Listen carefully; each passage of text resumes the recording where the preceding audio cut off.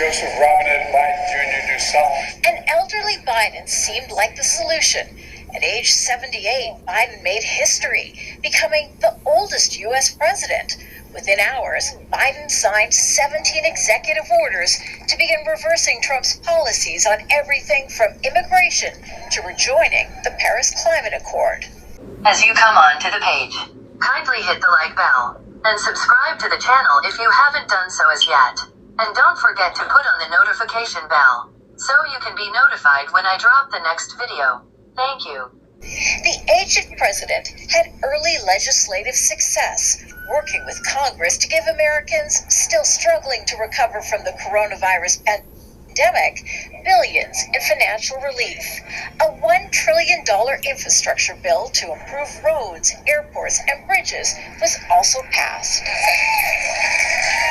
But as time passed, the lack of press access, the highly controlled presidential press conferences, compared to other presidents, was notable. Joe Biden's decision to drop out of the 2024 presidential race on Sunday, following Biden's inability to recover from a series of missteps and a poor debate performance on June 27 and a loud vocal call from politicians and even celebrities such as George Clooney. Truth Social. All those around him. July 21, 2024, 11:41 a.m. Pacific Time. Donald Trump reacts to Joe Biden dropping out of presidential race. He is certainly not fit to serve, and never was. Former President Donald Trump reacted to Joe Biden's decision to drop out of the 2024 presidential race on Sunday, following Biden's inability to recover from a series of missteps and a poor debate performance on June 27 and a loud vocal call from politicians and even celebrities such as George Clooney. Crooked Joe Biden was not fit to run for president, and is certainly not fit to serve, and never was. He only attained the position of president by lies, fake news, and not leaving his basement, Trump wrote on Truth Social. Trump's comments came after Biden announced that he would not be seeking re-election. Biden cited his desire to focus on his presidential duties for the remainder of his term as the primary reason for his decision. "It has been the greatest honor of my life to serve as your president," Biden said.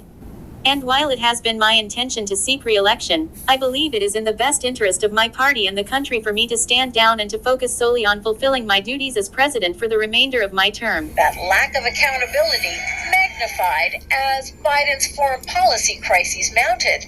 The U.S. withdrawal from Afghanistan in 2021, the Russian invasion of Ukraine in 2022, the 2023 October 7th Hamas attack, and Israel's months-long war on Gaza. Still, the White House tried to portray Biden's age and experience as his strength, Ladies and gentlemen, President Putin. until it became impossible to hide. You can beat President Putin. President Zelensky. At a White House event in 2022, Biden searched for a dead congresswoman in the crowd. Jackie, are you here? Where's Jackie? I didn't think she was going to be here.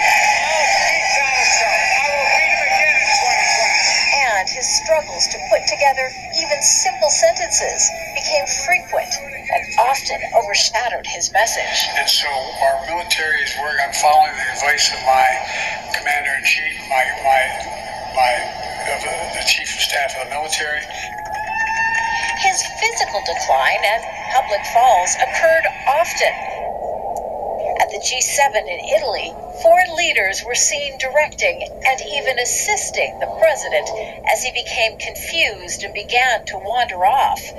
But it was this June presidential debate against former U.S. President Donald Trump that finally exposed the true extent of President Biden's decline. It was a bad night. We understand that it was a bad night. And the president has spoken to this.